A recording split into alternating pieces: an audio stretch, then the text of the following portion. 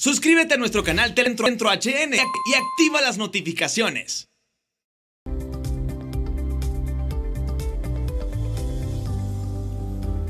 Buenas noches, bienvenidos al banquillo. Les saludamos como de costumbre a través de TSI. Hoy revisamos la situación económica de nuestro país. ¿Qué visión tienen los organismos internacionales de crédito de lo que está pasando en la nación? ¿Hacia dónde vamos? ¿Cómo está la cooperación externa para la región? Todos estos elementos los conocemos hoy con don Eduardo Almeida. Mucho gusto. Representante del Banco Interamericano de Desarrollo BID en nuestro país. Doctor, ¿qué tal? Buenas noches, bienvenido. Muchas gracias, un placer estar aquí con ustedes. Placer especialmente contigo, José. Excelente. ¿Cuánto tiempo hay en el país? ¿Cómo ha ido esa adaptación del representante del BID en Tierra Catracha? Yo estoy aquí desde el 1 de julio. En realidad, antes de venir aquí a Honduras, muchas personas me decían que todo es difícil, todo es muy complicado aquí en Honduras, pero yo tuve una recepción muy buena en el país, ¿no? Las personas de Honduras son personas muy buenas, muy cálidas, ¿no? Y muchas cosas de lo que me habían dicho, en realidad no se presentaron. Por ejemplo, la gente dice que todo es muy complicado desde el punto de vista de seguridad. Bueno, yo vengo de Río de Janeiro, ¿no? Entonces, Río de Janeiro es una ciudad muy peligrosa. Y yo puedo garantizar que, por ejemplo, aquí en Tegucigalpa, por lo menos, a donde vivimos, es un ambiente absolutamente seguro, ¿no? Y también todo lo que se decía que las cosas no funcionan y que no es verdad, ¿no? Honduras, en realidad, es un país que dentro del BID es el segundo mejor país de ejecución del BID. Esto significa que los proyectos que se aprueban aquí en Honduras tienen una excelente ejecución. Honduras tiene una de las mejores unidades de ejecución de proyectos del BID. Vino gente de Washington aquí en Honduras para ver Invest Honduras como modelo, cómo funciona. Todo lo que se ha hecho desde el punto de vista, por ejemplo, con la SAR, con todo lo que es la cuestión fiscal, con todo lo que se ha hecho desde el punto de vista macroeconómico, de los indicadores macroeconómicos en los últimos años. Entonces, Honduras es un país donde se tiene mucho desde el punto de vista de resultados. Y esto es una cosa que me parece que deberíamos todos comunicar muy bien, porque muchas veces la imagen que se tiene de fuera es una imagen que es equivocada. Es decir, doctor Almeida, que ya estando aquí en suelo hondureño, ese miedo que se hace no existe. Claro que no existe. Hay mucha gente que dice que, las personas dicen, ¿no?, que la gente viene llorando y sale llorando, ¿no? Yo ayer estuve en una despedida de un amigo, ¿no?, que se está yendo de Honduras. Lloraba mucho porque no quería salir. La gente que viene a vivir acá en Honduras no quiere salir de la gente de la comunidad internacional. Entonces, tanto del punto de vista de la economía, quanto do ponto de vista do setor privado, quanto do ponto de vista da sociedade civil, quanto a gente, é um país que é excelente para viver, para fazer coisas, para desenvolver projetos. Então, isto ha sido para mim uma surpresa muito interessante, muito boa, e estou muito feliz de estar aqui. Bueno, usted había estado antes de tener esta experiencia como representante del BID en Paraguay. Es una de las naciones de muchas dificultades en América del Sur, y Haití. Exacto. El país certificado con pobreza extrema. Exacto. A nivel de la región. ¿Qué diferencias ha encontrado ya con el desarrollo de muchas obras que supervisa el BID, si tenemos esta comparación a lo más próximo que usted había desarrollado en su carrera profesional? La primera cosa es la ejecución. En Honduras se ejecuta mucho más que en los otros dos países donde yo estuve. Significa que los proyectos toman menos tiempo para hacer, se hacen mejor, y las unidades de ejecución que hacen nuestros proyectos son mejores. Entonces, esto es una manera general. Y evidentemente, desde el punto de vista del ambiente, yo recientemente he respondido a una entrevista sobre este tema. No se puede comparar Honduras con Haití, ¿no? A mí me gustan mucho los haitianos, son personas espectaculares también, me gustó mucho estar ahí, pero muchas veces la gente compara y dice que Honduras es más pobre, en algún momento tuvo indicadores más pobres que Haití. No es verdad. es necesario vivir en los dos países para hacer la comparación, ¿no? Entonces, yo creo que cada país tiene sus ventajas, ¿no? Tiene su gente, que es diferente, cada uno es diferente. Haití ha sido completamente diferente de Paraguay y que es completamente diferente de Honduras. Pero Honduras es un país donde se pueden hacer proyectos, se pueden hacer cosas, donde la gente puede desarrollarse. Este país es el país de América Central que más tiene gente que habla inglés, por ejemplo, ¿no? Son gente que tiene facilidad para aprender. La productividad que se tiene aquí de la industria de maquila, por ejemplo, la industria de call center, ¿no? Que es una industria súper fuerte aquí. Entonces, y la gente que trabaja con call center está súper feliz con los hondureños. ¿Cómo aprovechar esta coyuntura de cara a esas exigencias que tiene la comunidad cooperante para que este recurso humano que usted destaca tiene en el país sea aprovechado? Uno de ellos es la cantidad de ciudadanos que habla inglés. Yo creo que la primera cosa que se tiene que hacer es terminar un poco con esta idea de que en Honduras la gente no es productiva. Es la primera cosa. Es decir, es saber que los hondureños, cuando se meten a hacer las cosas, cuando se ponen a hacer cosas, hacen cosas muy buenas. Aquí hay campeones de desarrollo, como por ejemplo, lo que vuelvo a decir, con lo que pasó con la SAR, con lo que pasó con Invest Honduras, con lo que pasó con seguridad, con lo que pasa con macroeconomía, com o que passa com o setor privado, com a maquila, com o call center, com as indústrias, e mesmo também em agricultura. Então, a primeira coisa é que a comunidade internacional tem que mirar Honduras não com esta mirada pessimista, não com esta mirada de que há problemas. Sim, há muitos problemas, mas o país tem muitas oportunidades, tem muitas vantagens. Isso é a primeira coisa.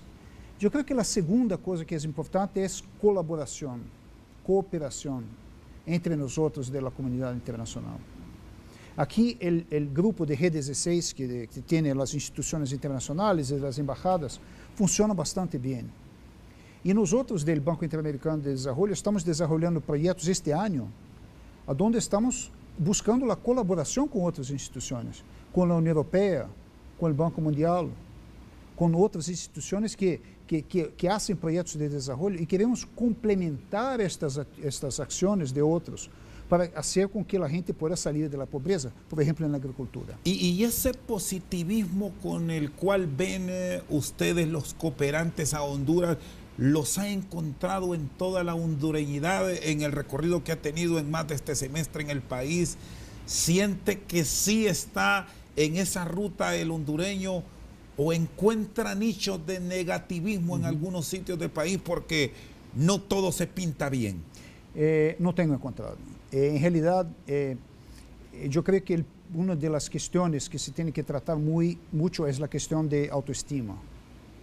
Hay que tratar mucho esta cuestión de autoestima, porque yo estoy seguro que la autoestima solo no trae desarrollo, pero también estoy seguro que sin autoestima no se tiene desarrollo. Porque lo que trae desarrollo es el trabajo, es el emprendedurismo, es una visión hacia el futuro, es construir cosas. Y si los hondureños se ponen en una posición de que solo lo que está fuera es que es bueno, que la salida es salir, que la salida es buscar otros países, porque aquí ya no se puede hacer, si se tiene este sentimiento, entonces el país no sale. Entonces yo creo que, y estoy buscando hacer esto, estamos buscando el Banco Interamericano de Desarrollo hacer esto junto a la prensa, que es tal vez quien puede más contribuir con esta cultura de autoestima, de autoestima. Estamos buscando maneiras de como hacer para desarrollar esta autoestima. No es mentir, es simplemente ver las cosas buenas que se hacen en el país. Es simplemente ver como comenté antes, los campeones de desarrollo, las empresas, la gente, lo que se logró hacer en los últimos años. Por ejemplo, ¿qué corregir, qué recomendación realizarían ustedes para mejorar en áreas puntuales donde ya han empezado con un trabajo bajo el auspicio del Banco Interamericano de Desarrollo BID? Mencionemos proyectos fundamentales, tema de seguridad, sí, que es clave en el desarrollo de un país, tema educación y la inversión. Quedémonos en esos tres renglones? Sí, yo creo que tú tocaste en los puntos principales, ¿no? Yo creo que exactamente hay tres áreas, hay tres cosas que se tienen que buscar en el país. Uno es más seguridad. Dos, es reducir la pobreza, que va mucho en dirección de lo que hiciste desde el punto de vista de inversión. Y tres, es transparencia y competitividad. Yo voy a empezar por la seguridad. El Banco Interamericano de Desarrollo apoyó bastante los proyectos de seguridad hace 4 años. Y no por el banco, pero por el propio país, la gente logró hacer mejoras en este país de seguridad que no se ha visto en otros países. La gente puede decir que no está bueno, claro que no está bueno, pero bajar de 86 homicidios por 100.000 habitantes a 40 homicidios por 100.000 habitantes es un logro internacional, es una referencia internacional. Pero la cuestión de seguridad es muy interesante porque el momento en que tú estás en un cierto nivel mejor de seguridad, ya para ti la referencia es a donde estás, no es a donde estabas. Entonces, si estamos en 40, claro que estamos vendo muchos problemas de seguridad, estamos vendo muchos crímenes, estamos vendo femicidios, ¿no? Que son problemas muy serios. Entonces, esto para nosotros es la referencia, ya queremos bajar más el índice, y hace mucho sentido que sea así. Pero hay que mirar la tendencia, lo que se ha hecho en los últimos años para bajar de 86, para tener el país más peligroso del mundo, la ciudad más peligrosa del mundo, que era São Pedro Sula, y cómo se bajó, cómo se llegó a 40. Yo creo que en este tema de seguridad se ha hecho mucho desde el punto de vista de lo que se llama de depuración de la policía, que es un esfuerzo muy grande, todo lo que es la tecnología para investigación criminal, que también se ha hecho. Aquí tenemos laboratorios de investigación criminal que son referencias mundiales.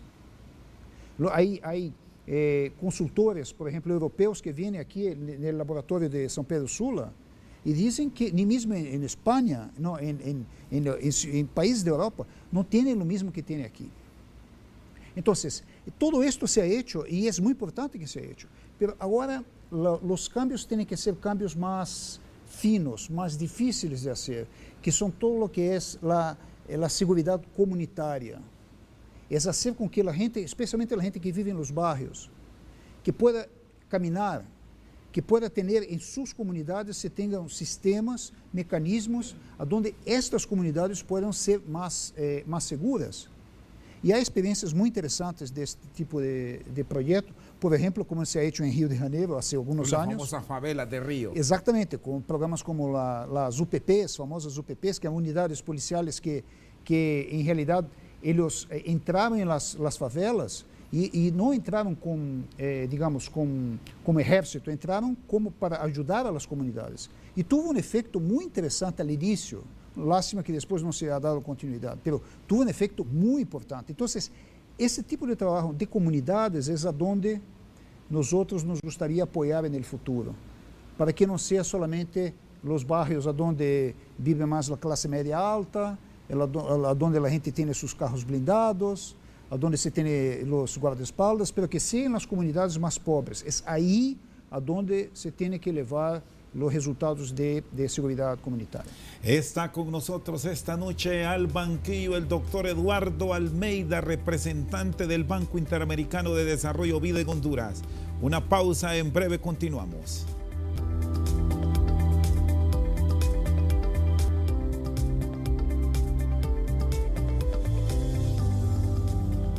Sigue con nosotros esta noche al banquillo el doctor Eduardo Almeida, representante del BID en Honduras. El tema de la reducción de la pobreza, tema social que es fundamental, ¿cómo lo han observado en el desarrollo que se ha tenido en Honduras? Porque, doctor, hay críticas que se le regalan las cosas y aquí mientras le llevan bienvenido, pero que eso en realidad no contribuye. ¿Qué números maneja el BID? Ese es un tema muy importante porque si tú miras los gráficos de los últimos 20 años, los gráficos de pobreza siguen así flat, no siguen así planos, ¿no? Está más 40% la pobreza extrema y 60% la pobreza general. Subió un poquito, bajó un poquito, pero más o menos es 40, 60. Son los números que tienen en los últimos 20 años. Isso eu creio que para qualquer instituição que trabalha com desenvolvimento é um problema, não? Porque nós outros estamos aqui há 60 anos, não? E quando miramos isto, vemos que é um problema que tem que ser tratado. Bueno, por que há todavia 40% de pobreza extrema e 60% de pobreza general? É simplesmente porque o país não está crescendo de maneira a poder sacar as pessoas que vão nascendo, ¿no? que vão nascendo no país, sacar da pobreza. E não está crescendo de uma maneira inclusiva. Então, como fazer para que a gente possa sair da pobreza? Só há uma maneira, não? Em realidade, é uma doble ação, que é uma que é geração de emprego, ingresso, e dois, o que tu disseste antes, que é educação. Geração de emprego em curto prazo e educação em largo prazo. São as duas maneiras mais efetivas que se tem que fazer para desenvolver, para fazer com que a gente salga da pobreza. Mas há um grupo de pessoas que estão na base da pirâmide, que são os mais pobres de los pobres. E por muitos anos, desde o início dos anos 2000, por quase 20 anos, os processos, os projetos de transferências condicionadas han sido muito exitosos, especialmente ao início. Por exemplo, começou o programa Oportunidades em México, o programa Bolsa Família em Brasil, que também ha sido uma referência, que sacou 10 milhões de pessoas da pobreza, não?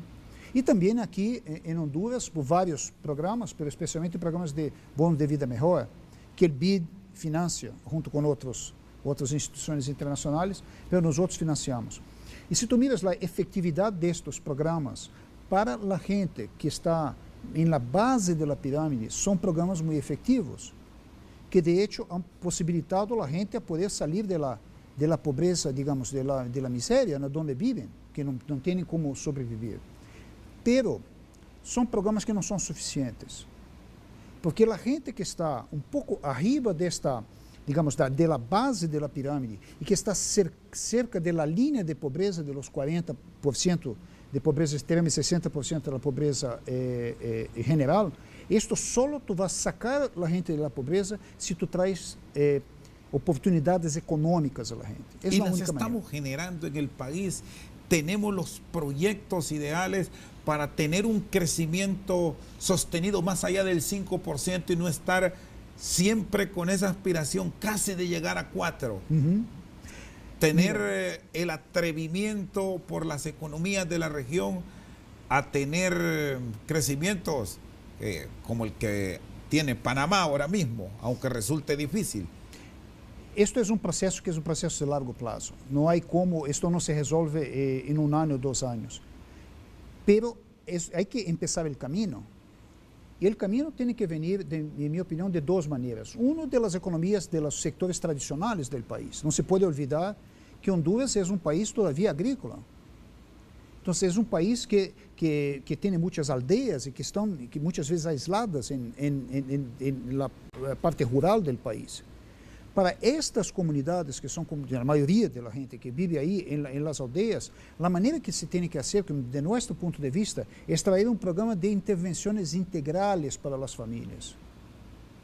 Não vale a pena, não é suficiente, por exemplo, só levar financiamento ou só levar o apoio agrícola, de extensionismo, que se chama tecnicamente.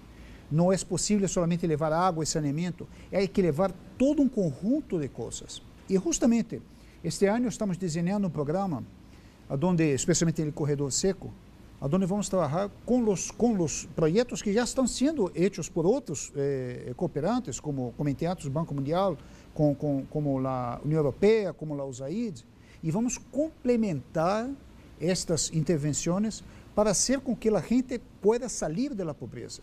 E aí entra um mecanismo que antes não existia. Nadie hoje acompanha uma família para saber se a família está saindo da pobreza. Os números são números generais. Se dá e não há seguimento. Exato. Então, com o advento da tecnologia, coisas como Big Data e todos esses mecanismos que se pode hoje utilizar para cruzar dados de CNIS, dados de ingresso, vários dados que se pode juntar, se pode ir acompanhando as famílias e ver se estão saindo da pobreza com as intervenções ou não. Então, esse é exatamente onde estamos hoje.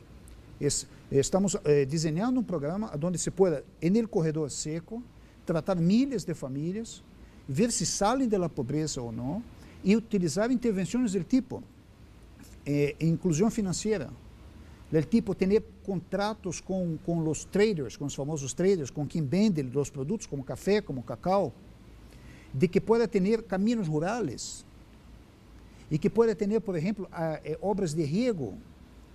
O riego é o mecanismo, especialmente no corredor seco, o riego é o mecanismo mais importante de produtividade rural. Então, tudo isso tem que ser junto com a infraestrutura social. Temos um programa de educação de 60 milhões de dólares, onde o que queremos, que o próprio ministro da Educação nos propôs na semana passada, é de buscar nos mesmos aldeias, onde vamos fazer intervenções econômicas, que nestas mesmas aldeias se pode fazer as intervenções de tecnologia. Es decir, doctora Almeida, que ustedes ahora como organismo internacional están en el monitoreo, en la revisión permanente, para que también esté el vínculo de la transparencia. Porque si hemos estado en el ojo del huracán de muchos cooperantes que tienen el concepto que mucho no llega al destino final, o en buen español se lo roban. En realidad nosotros no hacemos el monitoreo, nosotros estamos capacitando, apoyando al gobierno para que el gobierno pueda hacer los monitoreos y que la propia sociedad civil también haga los monitoreos, ¿no? La sociedad civil tiene una función, y la prensa tem uma função muito importante, que é de fazer este monitoreo. E nossa função é de dar a capacidade. Mas tu tocaste um ponto muito interessante, muito importante, que é a questão da transparência. Transparência é uma coisa que tem que ver com comportamento, não? Transparência tem que ver com a gente, que se tem ou não mecanismos de poder facilitar ou dificultar as questões de transparência. E a melhor maneira hoje de cambiar o comportamento da gente é através da tecnologia. E aí estamos também, neste ano estamos aprovando um programa que chamamos de Agenda Digital, que tem 4 componentes, mas talvez o componente mais importante da transparência é o governo eletrônico. Hoje, por exemplo, muita gente vai à minha oficina de empresas privadas ou mesmo câmaras e nos dizem sempre o mesmo, que não há mecanismos para facilitar os trâmites que se fazem tanto no governo central quanto nas municipalidades, que cada municipalidade tem um mecanismo diferente de fazer os seus próprios trâmites, que tem custos diferentes de fazer os trâmites, tempos diferentes de fazer os trâmites. Bem, se o país logra fazer um sistema digital, onde as operações, os trâmites são feitos de maneira digital, 2 coisas passam. Primeiro, todos são iguais perante um trâmite digital. Não há discrecionalidade. Tanto o mais pobre quanto o mais rico vai ser o mesmo trâmite digital. E segundo, se pode dar saltos, porque são justamente as pessoas que estão em las aldeias, que estão fora de Tegucigalpa, estão fora de São Pedro Sula, e esta gente é quem mais necessita de ter os serviços digitais, porque são eles que têm mais dificuldade de vir às cidades. Não faz nenhum sentido uma pessoa ter hoje, com a tecnologia que existe, uma pessoa ter que vir hoje a Tegucigalpa para buscar seu certificado de nascimento, ou buscar um documento suyo, que em realidade ha sido emitido pelo próprio país, pelo próprio governo. Então, a tecnologia digital é um mecanismo muito importante para a transparência, portanto, para a competitividade, mas também para fazer com que todos sejam iguais, para que todos tenham o mesmo serviço. E é nisto que estamos apuntando. Equidad. Equidad, exactamente.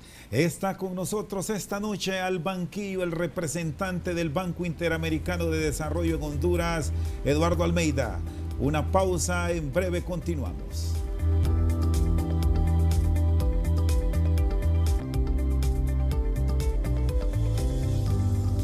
Sigue con nosotros el doctor Eduardo Almeida. Si se tiene el respaldo del Banco Interamericano, Banco Mundial, BESIE y toda la comunidad cooperante, más el respaldo de un Estado transparente, ¿cuándo podremos tener gobiernos digitales que contribuyan al desarrollo del país? Yo imagino que este es un proceso complejo que, por ejemplo, en Inglaterra tomó 10 años para tener un sistema completo de una agenda digital. Pero hoy ya las cosas son mucho más fáciles, ¿no? Entonces yo imagino que en los 3 años se podrá tener una cantidad bastante significativa de trámites que puedan ser hechos a nivel digital. Pero ahí la importancia es definir claramente cuáles son las prioridades de servicios.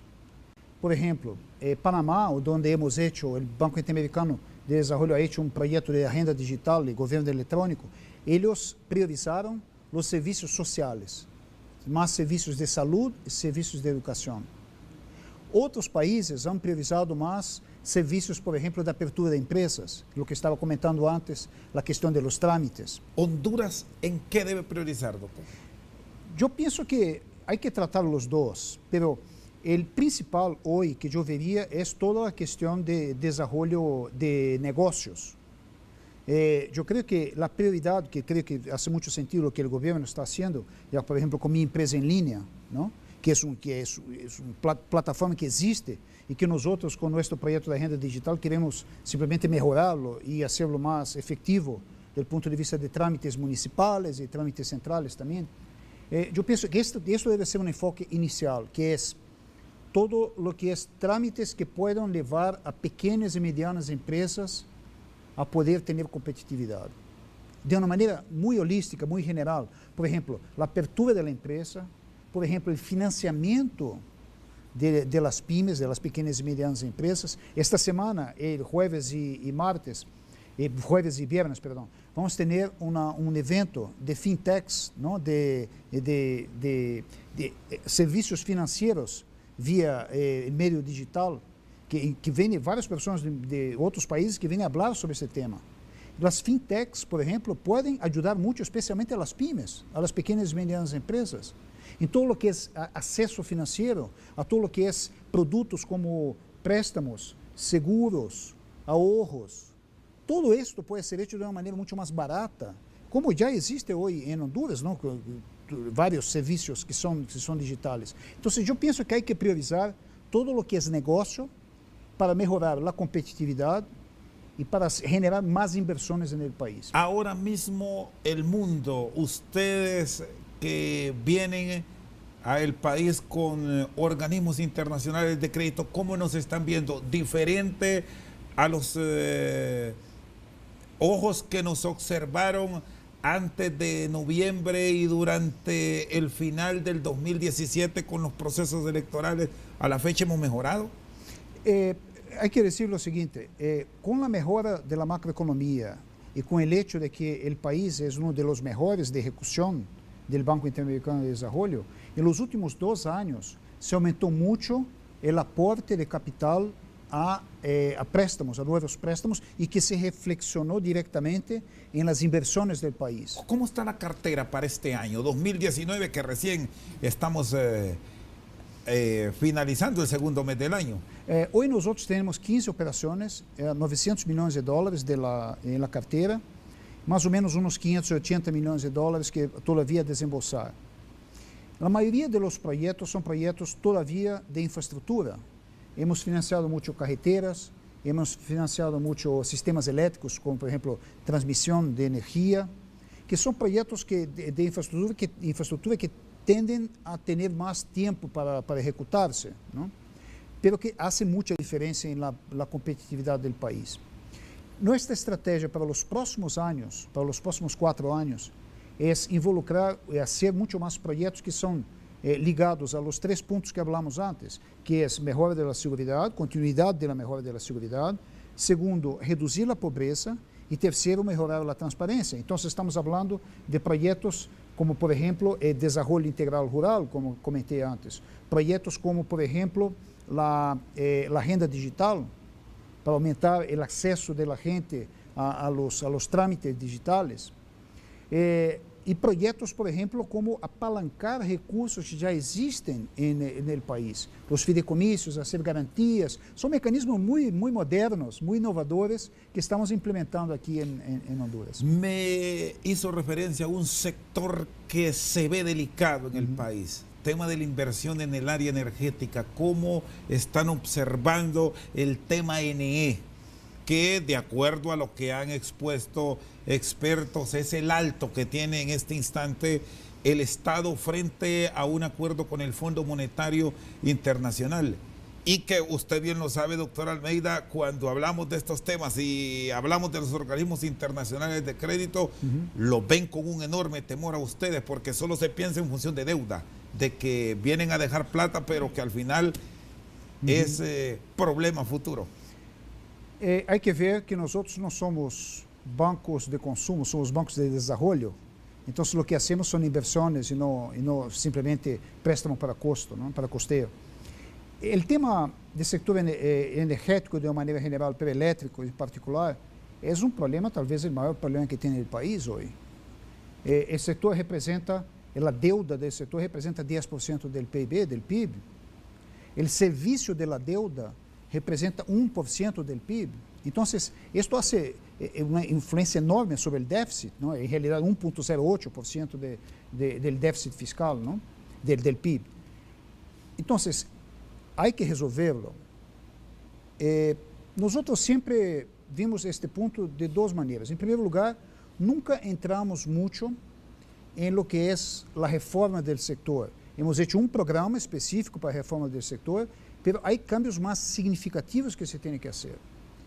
Y lo que faltaba antes era liderazgo, un poco más de liderazgo como se ha hecho en otros sectores, como se ha hecho en seguridad, como se ha hecho en la SAR, como comenté antes, como se ha hecho en Invest Honduras y todo. Pero recientemente el presidente Hernández ha designado una comisión que va a hacer la reforma integral del sector, ¿no? Incluso está liderado por una persona que ha sido director ejecutivo del país en el BID, ¿no? Que es doctor Marlon Tábora. Yo creo que ahí se va en buen camino. Lo que se está proponiendo es de hacer primero, antes de todo, un plan maestro, una especie de un plan de negocios, un business plan para el sector. Identificar exactamente cuáles son los puntos que más pueden afectar a la deuda y el flujo de caja del sector, por tanto, el servicio de deuda también. Y evidentemente que los puntos están ahí, están en la agenda, que son puntos sobre costo de la generación de energía. Por ejemplo, el tema de pérdidas eléctricas, que Honduras tiene una de las mayores pérdidas eléctricas de la región, es más o menos en nivel de 30%, ¿no? Casi el doble de la media de la región. Temas como, por ejemplo, el servicio de deuda, el costo de deuda. Entonces, estos son temas que son temas muy fundamentales, son temas difíciles de resolver, porque son temas que existen hace muchos años, décadas, en realidad. Entonces, nosotros vemos, en primer lugar, una buena acción que es el liderazgo. El segundo punto que vemos es que no hay una sola institución que pueda apoyar. Esto tiene que ser todas las instituciones internacionales para apoyar en este plan de ejecución. Ya está muy claro que no va a ser un programa que se va a resolver en 3 años. Algunas personas dicen que va a tomar 12 años para resolver. El tema es a largo plazo. Es un tema de largo plazo. Y todos tienen que trabajar juntos, ¿no? Nosotros, con el Banco Mundial, con el BESI, con el Fondo, con todos, estamos nos preparando para apoyar al país en esta reforma, que no es una reforma de un gobierno, es una reforma del país.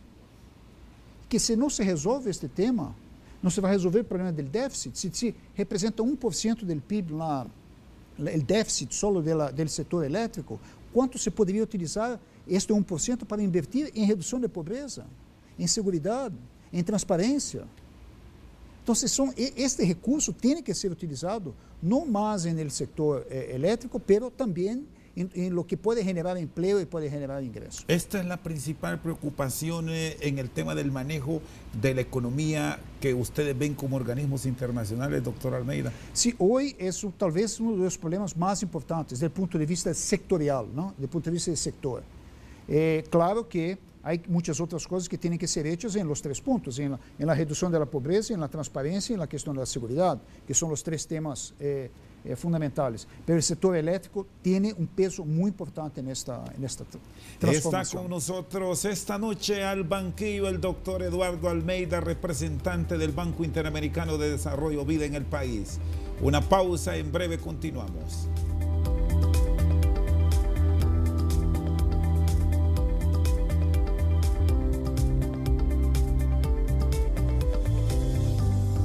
Sigue con nosotros el doctor Eduardo Almeida. Estamos claros que hay que tener como una apuesta básica del gobierno la reducción del gasto. En realidad hubo una reducción bastante significativa de los gastos públicos, ¿no? En los últimos años el déficit pasó de casi 8%, pasó a un déficit sin contar la cuestión financiera a 1%, ¿no? Entonces, hubo un mecanismo muy importante, tanto en la mejora de la recaudación de impuestos, cuanto en la cantidad de gasto, del gasto público, el gasto corriente. Entonces, claro que hay que continuar en este proceso, porque hay la ley de responsabilidad fiscal que tiene que ser mantenida, ¿no? Y como hablamos antes, el sector eléctrico es muy importante en este tema, pero también hay todo un otro tema que es la cuestión de la calidad del gasto, ¿no? Es gastar en los lugares a donde se tiene que gastar, en los sectores a donde se tiene que gastar. Y ahí, para dar este salto, la diferencia va a ser hecha por la tecnología. Es ahí a donde va a ser la diferencia. ¿Cómo está esa relación de inversión? Cuando nos hace énfasis en el tema de la tecnología, que ahí están las grandes apuestas. Sí. No solo de los estados, sino que de las grandes empresas a quien ustedes también como banco le prestan. Exacto. Porque no solo le prestan al Estado como tal, le prestan al privado. Recientemente yo el banco se tornó socio de una iniciativa muy importante, muy interesante, que se llama Honduras Digital Challenge, ¿no? HDC. Y yo justamente estaba comentando este tema, que es muy importante. Hoy, la industria digital en el mundo representa más o menos ahí unos 15% del PIB global. Se estima que en 2025 este mismo sector de industrias digitales va a representar más o menos 25% del PIB mundial. Bueno, esto significa básicamente lo siguiente: cuanto más se invierte en negocios digitales, más retorno se tiene para el Producto Interno Bruto. Poniendo esto en números, si usted pone $1 en una industria digital, este mismo dólar genera $20 del Producto Interno Bruto, del PIB. En las otras indústrias que no son indústrias digitales, si usted pone $1, esto va a generar $3 de Producto Interno Bruto. Significa que las industrias digitales generan casi 7 veces más retorno que las industrias no digitales. Bueno, esto tiene impacto no solamente en la generación del PIB, como también en todo lo que es la calidad del gasto, tanto gasto privado quanto gasto público. Y esto es muy importante en un país donde 85% de las inversiones son inversiones privadas. Entonces, hablando sobre el lado público, primero, que representa 15%, está muy claro que, por ejemplo, educación y salud, que es un tema muy importante para el país, en 10 años van a ser muy diferentes de lo que son hoy. En el futuro, lo que se ve en salud, por ejemplo, es la utilización de la tecnología para que se pueda hacer, por ejemplo, diagnóstico remoto. Entonces, un agente de salud puede, a través de un mecanismo de scan, hacer exámenes, testes en el interior del país, y esto va a poder ser enviado a una central, que puede estar en Tegucigalpa, una gran ciudad, San Pedro Sula, y ahí se puede hacer un diagnóstico, que puede ser médico, puede ser inteligencia artificial que lo hace, y volver al interior el resultado del diagnóstico. Y esto sí es posible en Honduras, no es nada utópico. Se hace hoy. Y lo mismo pasa con educación. Mucha gente dice que para llegar al nivel de calidad de educación de Finlandia, Honduras tiene que pasar por todos los pasos que pasó Finlandia. No es verdad. ¿Y cómo encontrar los equilibrios, doctor Almeida, para que no todo mundo vaya a la inversión de la tecnología? Porque habrá que tener el destino también para la producción agrícola, fundamental en el desarrollo. ¿Cómo lograr esos equilibrios? En la producción agrícola también lo que la gente llama de digital farms, ¿no? Que son, como se diz, fincas, ¿no? Fincas digitales. Também vai ser muito diferente no futuro. A utilização de drones, por exemplo, de drones que podem ver, que podem acompanhar a produtividade da terra, drones que podem pôr fertilizantes. Isso não é uma coisa que de Marte, não. É uma coisa que existe hoje em Honduras. Há muita gente que faz isso hoje. A questão do monitoreio da terra. Há muitos anos que já se utilizam sistemas georreferenciados para saber em que lugar da terra, del prédio, se tem que pôr uma composição para fertilizante, de potássio, por exemplo, que são 3 componentes. Então, também na agricultura, todo o que é a economia digital se vai fazer como se está sendo hoje. Então, há muitos estudos que mostram que 80% das funções que hoje se fazem com pessoas se vão fazer com máquinas. Isso não é uma coisa de assim que não é solamente aspiração. Isto é realidade. Mas se pode ver isto como um problema, claro, como sempre, não? Ou como uma oportunidade. Talvez o país invertindo na economia digital, como estamos com a renda digital, que é um projeto que invierte nisto, nós o que estamos fazendo é dar saltos. O que se pode fazer é a mesma juventude que hoje tem que sair, ou sai do país porque não tem oportunidade, esta mesma juventude pode ser treinada na indústria, que é uma indústria, na indústria digital. La semana passada estivemos na Assembleia de Governadores del BID, onde estavam todos os ministros de Hacienda, de Finanças, da região de América Central. Houve um painel muito interessante, onde se mostravam 3 instituições que são o que chamam de headhunters, não? que buscam pessoas para trabalhar. E essas 3 trabalham só com empregos digitais. Hoje há um déficit enorme de pessoas para trabalhar na indústria digital, na economia digital. Então, como pode ser que de um lado tenhamos jovens que não têm a capacidade, que não têm emprego, que não têm uma visão de futuro, e por outro lado há milhões no mundo de empregos na indústria digital que não estão sendo lenados? Há que romper esta falha de mercado. E a melhor maneira de fazer isso é, como você ha dicho al início, é educação. Aí eu comento rapidamente um tema que tem a ver com de onde você vem, do Paraíso. Nós estamos desenhando um projeto para jovens e niños que são retornados de la migração, que são migrantes retornados. E justamente em El Paraíso, é uma região aí onde temos um acordo com uma fundação, onde vamos receber, a fundação vai receber os niños e os jovens retornados e vão ter uma zona, como se chama, uma zona de descompressão, onde os niños e jovens vão poder passar um tempo treinando-se na indústria digital para que eles possam ou volver a suas casas, que muitas vezes são rechaçados, não? Ou poder buscar empregos em outros lugares, sempre dentro da indústria digital, para que eles estejam preparados para actuar en esta industria que va a ser la más demandante en mano de obra. Bueno, y en el marco de todos estos proyectos que se impulsan en el país, hay uno que no sé si le ha hecho inclinarse, verlo, revisarlo, escurcar con detalles, decimos aquí, de lo que pasó. Tema Trans 450 aquí en la capital. ¿Cómo está? ¿Van a continuar o seguirá esperando? Mire, ¿Qué ha analizado el BID, doctor Almeida? Esse é um tema muito interessante porque foi quase assim, quando eu liguei ao aeroporto, a primeira pergunta que a prensa me ha hecho é o trans. Então, esse é um tema muito interessante porque desde o início já se me perguntam muito sobre este tema. O trans é um projeto que ha sido financiado por nós outros e por el BES e por la OFID, não? Que é uma instituição internacional ligada ao petróleo que financia projetos, e através do BID, não? Todo sempre através do BID.